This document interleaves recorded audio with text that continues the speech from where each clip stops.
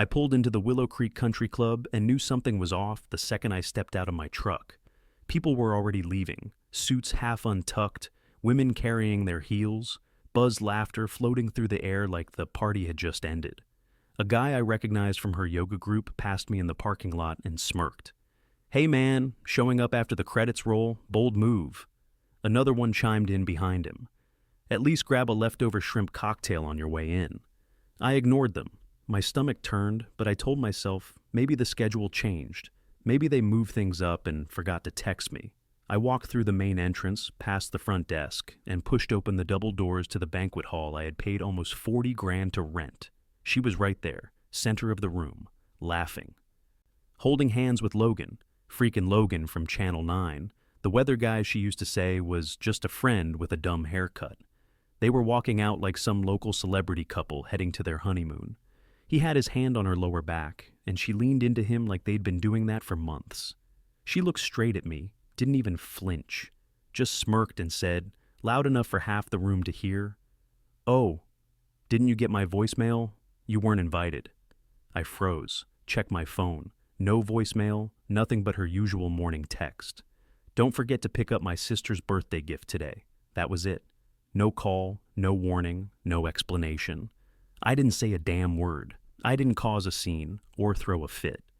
I just looked at both of them, Logan in his stupid beige suit and her in that white cocktail dress she swore was not a bridal look, then turned around and walked straight back out. By the time I hit my truck door, I was already unlocking my banking app. The caterer bill, canceled. DJ deposit, gone. Every dollar I'd prepaid for this little betrayal parade, getting shut down before the champagne even dried. Quick note, before listening, share which city or country you're watching from. I wasn't angry yet. That came later. What I felt in that moment was colder than that. Clean. Like something that had been rotting finally snapped off. I pulled onto the highway, took the first exit home, and started making a list in my head of everything she was about to lose. I got home, slammed the door behind me, and went straight to my office. Didn't even take off my boots.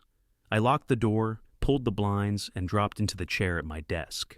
My laptop was already open. I opened the drawer and started yanking out files. Partnership agreements, bank statements, tax records, vendor contracts, payroll docs, everything. Spread them out on the desk like cards in a bad hand. She'd always loved calling herself the face of the company. Said clients felt more comfortable talking to her. Said her aesthetic made the brand look more professional. Truth was, I built every job with my own 2 hands. Every blade of grass, every stone walkway, every irrigation system.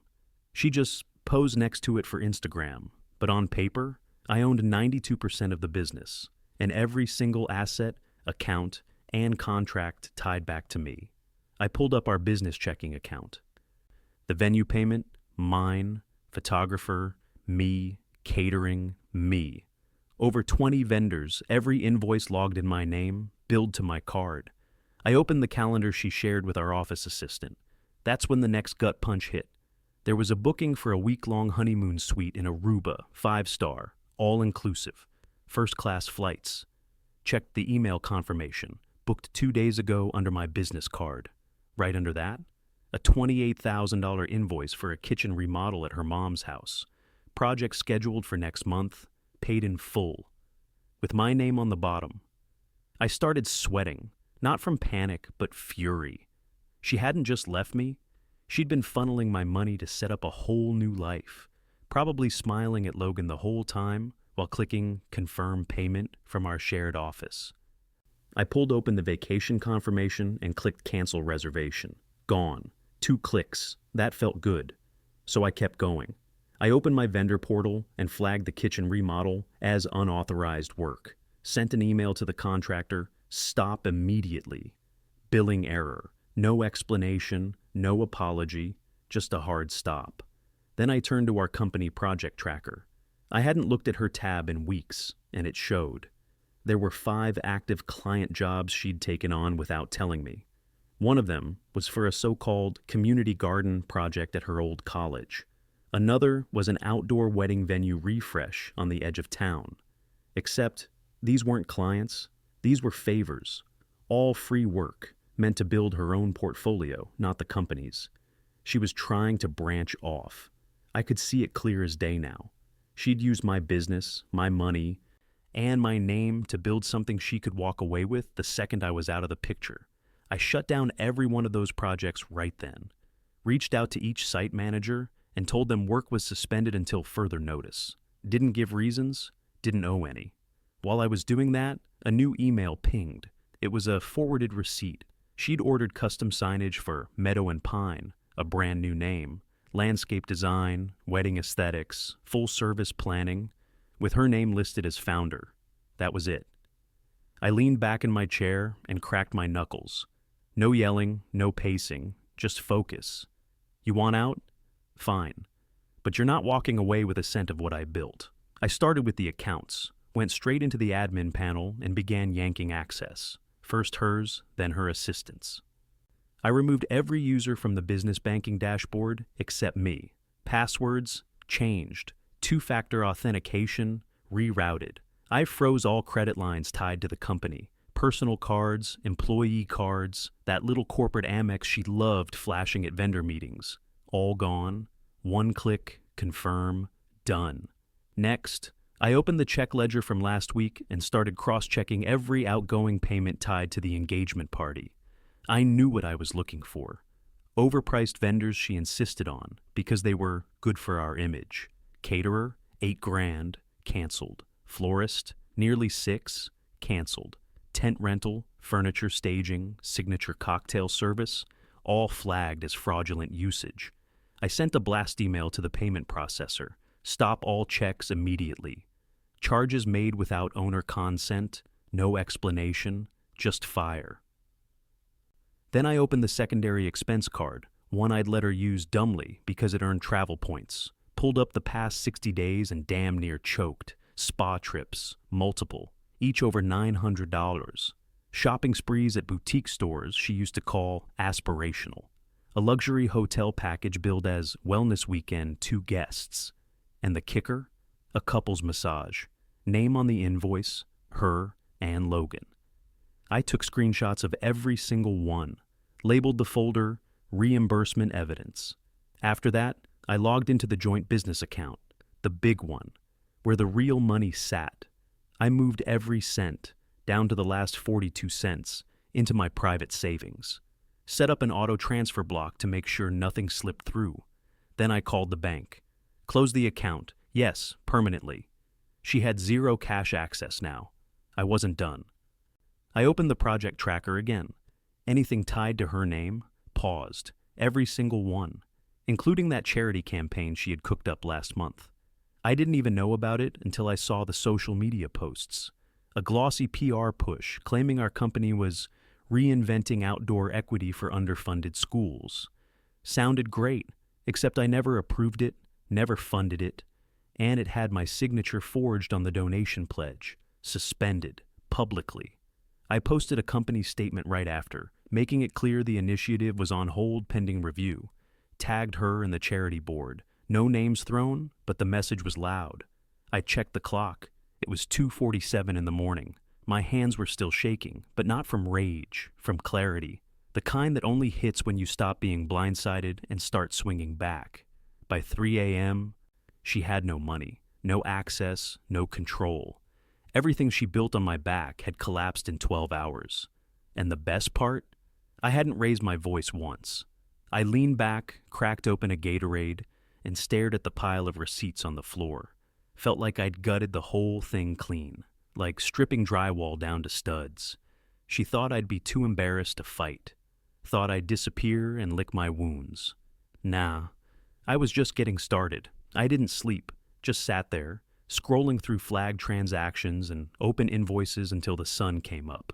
My phone started buzzing nonstop around 7. Unknown numbers, local vendors, blocked calls. I let them all ring out. By 9, I finally checked the log. 13 missed calls from her. 4 from her assistant. 1 from her church committee leader, of all people. I let that one go straight to voicemail just to hear what she'd say. Hey, sweetheart. I don't know what's going on between you and Danielle, but we're hearing rumors. Could you please give her a call? She's very upset. Right. Upset now that the money dried up. At 11 sharp, pounding hit the front door like a battering ram. I opened it, and there she was, Rachel, her assistant, holding her tablet like a damn shield. She looked like she hadn't slept either, eyes puffy, hair clipped back like she threw herself together in the car. "I need to talk to you. Please." I stepped aside, not because I wanted to help, just didn't want my neighbors watching from their porch. She came in fast, nearly tripping over the welcome mat. "Everything's falling apart," she said, her voice cracking. "The bank won't release payroll. The vendors are threatening to sue, and the landscaping clients are pulling out. Danielle said it was just a miscommunication and you'd reverse the shutdown by the weekend." I folded my arms. "A miscommunication?" "She told everyone you got emotional, said you'd cool off in a day or two. She said this was about control issues, not business." I couldn't help it. I laughed, cold, short, loud enough to make her flinch. "She used my money to plan a fake wedding, jump ship with a TV weatherman, and launch her own business behind my back. That's not miscommunication. That's premeditated theft." Rachel looked like she might cry. I didn't know. She said you two were just arguing." She lied, like she always does. I walked over to the kitchen table, picked up the sealed manila envelope I'd prepped at 4 a.m., and handed it to her. "Deliver this to her. She's got 24 hours to sign it, no extensions." Rachel hesitated. "What is it?" "A formal severance deal," I said. First page, her resignation from the company. The rest, even worse. Tell her she wanted this to be business, so now it is. She clutched the envelope like it was radioactive. "She's gonna flip out." I shrugged. "Good." Rachel turned to leave, then paused halfway out the door. "She really thought she could spin this." "She always thought she was the smart one," I said. "But I was the one signing the checks." She left without saying another word.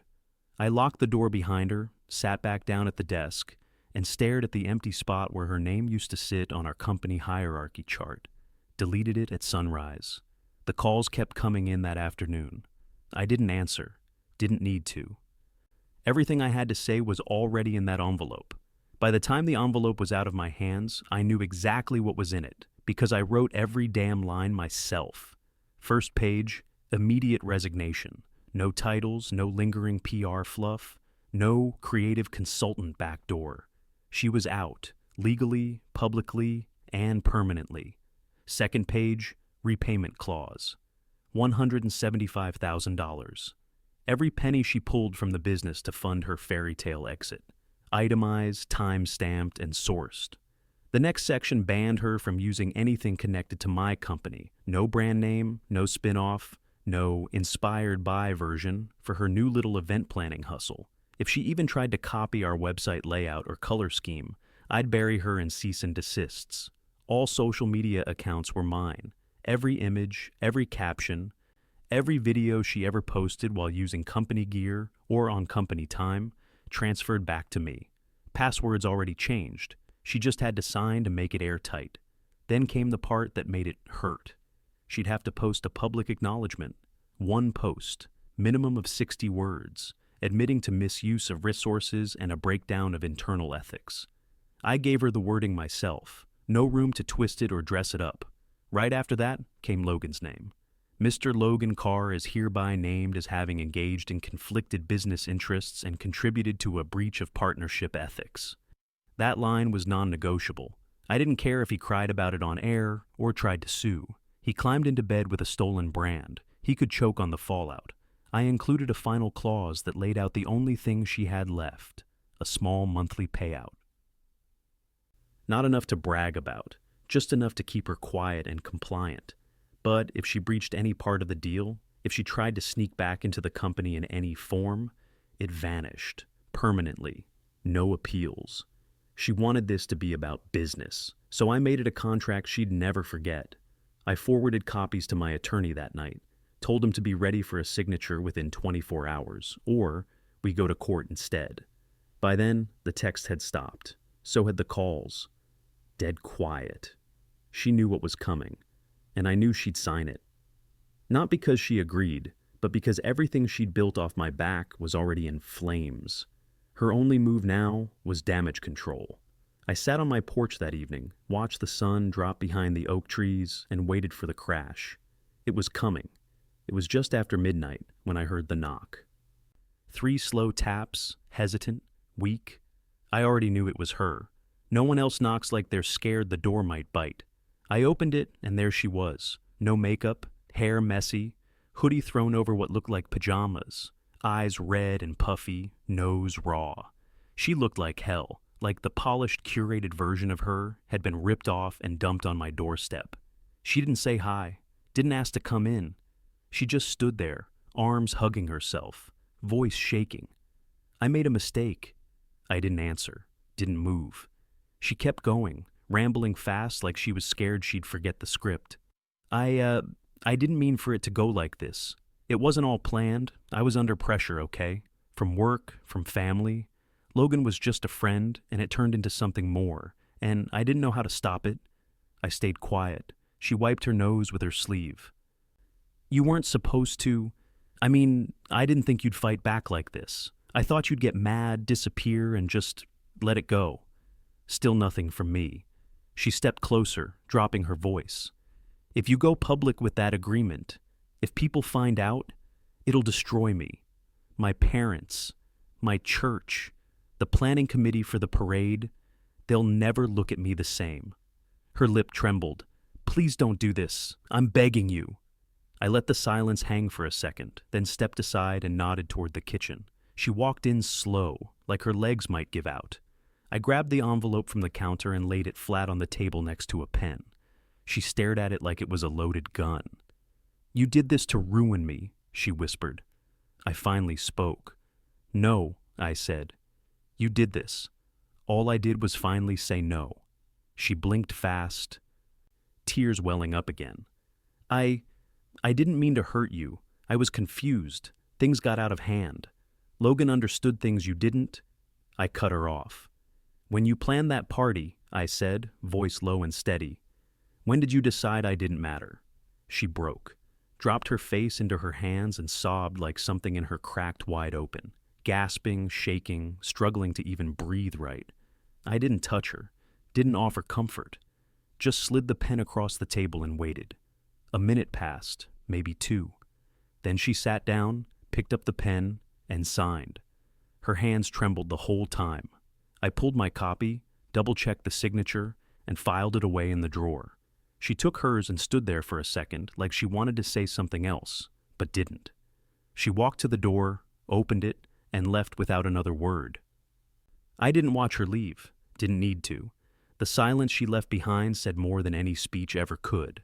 I pulled into the office lot just after 7 the next morning, still dark out, still quiet. I didn't wait for coffee or small talk. I walked straight to the front desk and told Jenna, staff meeting, now, call everyone in. She blinked at me. Even the site crews? All of them. By 8 o'clock, every employee not holding a shovel or driving a mower was packed into the conference room. Some still had their breakfast burritos in hand. A few looked half asleep. But they were all there, and I didn't waste time. I stood at the front of the room with the severance file in one hand and my phone in the other. There's been a shift, I said. As of last night, Danielle is no longer with the company. She's signed a formal exit agreement. Effective immediately, she's not authorized to speak on behalf of us, represent us, or touch anything tied to this brand. Her logins are dead, her cards are cut, and her name will be off everything by noon. Silence. Then whispers. Confused glances. I let it sit for a second, then kept going. Most of you know who actually started this business, who sweated through the first 5 summers laying sod and pulling dead shrubs, who built our client base door to door before we even had a website. That was me. Not a social media campaign, not a smile on a brochure. Work, real work. One guy in the back clapped once. It was awkward, but I appreciated it. Moving forward, we're done with smoke and mirrors, done with fake outreach campaigns and vanity projects that drain the company and pad resumes. We're shifting focus, back to service, back to integrity, back to the damn roots of what we do. There was a pause. Then someone spoke up. Rosa, from Client Relations. Is Logan still tied to our vendor list? I didn't flinch. Nope. As of this morning, car media and landscape design is permanently barred from subcontracting with us or our affiliates. Any quote that comes through from them, shred it. 3 people nodded, one of them even smirked. A couple others didn't look so happy. I recognized the faces, people loyal to her, people who got perks for keeping their mouths shut. 2 of them stood up and walked out before I even dismissed the meeting. I didn't stop them, didn't ask questions. Let the door close behind them without a word. The rest stayed, focused. After the room cleared, I went straight to legal filings, submitted the updated ownership documents, removed her from our corporate listing, and updated every registration with the state. I pulled up the website back end, deleted her bio, swapped out her photo, and refreshed the About page. She was gone in a click. That afternoon, I brought in Wes, my oldest employee, the guy who stuck with me since we were fixing sprinkler heads for $50 a yard, and offered him the general manager role. He blinked twice. Me? You've earned it, I said. Now help me rebuild it. And just like that, we got to work. The company ran smoother with Wes in charge than I expected. He didn't ask for permission, just did the damn job. That gave me room to finally step back. I didn't quit, just shifted focus, started mentoring a few younger guys from town, kids who had a push mower, a rusty trailer, and no clue what net 30 meant. I showed them how to bid jobs, price labor, file tax forms, real basics, the stuff nobody teaches you when you're just trying to stay fed. I didn't post about it, didn't brand it, just met up with them on early mornings over diner coffee and oil-stained notebooks. One of them, Nick, was 17 and working 3 part-time jobs when I met him. 6 months later, he had his own LLC and a full summer roster. That felt better than any award I'd ever won. I wrote a check to a local vocational school that same month. Quiet donation, landscaping program needed new equipment, irrigation kits, and fuel credits for their training rigs. I didn't attach my name, didn't need to. Then out of nowhere, I got a call from an old friend, Eli, former Marine turned contractor. He'd started a veteran-owned construction crew a couple towns over. Said they were applying for a community revitalization grant and wanted a landscaping partner for the green spaces. I said, let's do it, before he even finished explaining. A week later, we were mapping out schoolyards, park borders, and senior center gardens. His guys handled the concrete and demo. Mine handled the dirt and life. It felt like building something that mattered again. Meanwhile, she moved to Atlanta. I didn't hear it from her, just through the grapevine. Apparently, she was running a boutique wedding planning business, full service, floral arrangements, tent rentals, vow coaching, the whole deal. Somehow, I wasn't surprised. If she couldn't hijack my business, she was going to copy it, slap a ribbon on it, and charge double. Folks used to ask about her. At the barbershop, hardware store, farmer's market. Nothing mean, just casual curiosity. That stopped eventually. People figured it out. She became background noise, a name you heard once in a while but didn't stop to react to. I bought a small house out in Cedar Grove. Just me, a few acres, and enough peace to finally breathe.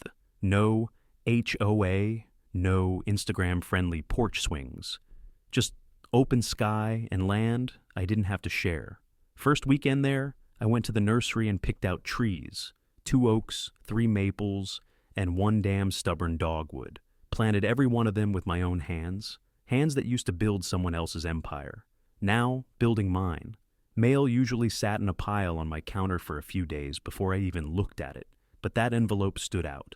No return address, just my name, handwritten across the front in small, sharp letters I hadn't seen in half a year. I didn't open it right away. Let it sit there through breakfast, through a client call, through a run to the lumber yard. But late that night, I poured a drink, sat down at the kitchen table, and opened it. It wasn't typed, no branding, no stationery, just 3 pages of uneven handwriting on lined notebook paper. She started with, "I'm sorry," said she'd been doing a lot of thinking, said she finally realized how badly she'd treated me, how selfish she'd been, that for the first time in her life, she couldn't spin it or hide behind charm, said the truth was uglier than she wanted to admit, but that it was hers now. She wrote that she was volunteering at a nonprofit, helping struggling families start home gardens in low-income housing developments. Said digging in the dirt had reminded her what it felt like to build something instead of steal it. I didn't know if that part was true. Maybe it was, maybe it wasn't. Didn't really matter. She mentioned seeing the article in the paper about the business award. Said someone texted her the link. Wrote that she was happy for me, that I deserved it. Then she ended it with this: "Thank you for not destroying me when you had every reason to. I wouldn't have blamed you if you had." She didn't ask to come back, didn't try to reopen anything. No guilt trips, no dramatic gestures. Just a final note from someone who finally saw the wreckage behind her. I read it once, then again. Then I folded it clean, stood up, and walked to the filing cabinet in the hallway. Second drawer, back folder, the same one that used to hold the engagement contract. The event timelines, the joint lease we never signed. It's labeled lessons now. I slid the letter in and closed the drawer. Not out of spite, not out of anger, just because there wasn't anything left to say. Some people show up too late, not just to apologize, but to understand. It was a Saturday morning, warm and quiet, the kind that made you want to move slow. I was out back staining the new deck I built with my own 2 hands. Real wood, real nails, no kits, no shortcuts. Just time and sweat. Moose was laid out belly up in the grass, dead to the world, ears twitching in his sleep. My coffee was cooling on the corner post I hadn't sealed yet. I kept telling myself I'd finish it after one more coat. Gravel crunched up the driveway. I glanced over my shoulder. A rusted-out Civic pulled up and out stepped a kid, maybe 19. Baggy jeans, clipboard in hand, nervous as hell. "You Mr. Benson?" he asked. "Depends who's asking." He held up the clipboard. "Trade school sent me. Said you're mentoring now. I want to learn, like, the real way." I looked him over. Soft hands, no calluses, probably never dug a ditch in his life. I nodded toward the shed. "Grab those gloves." He scrambled to it. I pointed to the wheelbarrow half full of gravel. "You start by pushing," I said, "not posting." His face scrunched. "Posting? Instagram, TikTok, all that bull. You don't need followers, you need blisters." He laughed awkwardly and grabbed the handles. We worked in silence for a while, just the sound of shovels scraping and wood being brushed smooth, the smell of fresh stain mixing with dirt and sweat. At some point, maybe between loads or while wiping my brow, I realized I hadn't thought about her in weeks. Not her face, not her voice, not even her damn name. That was the real revenge, not dragging someone down, but building something they never touched, something they couldn't fake, steal, or spin. This house, mine. This land, mine. This peace, earned. For the first time in years, I stood on ground that didn't feel borrowed, didn't feel like a stage for someone else's spotlight. It felt solid, like mine, because it was, every inch of it.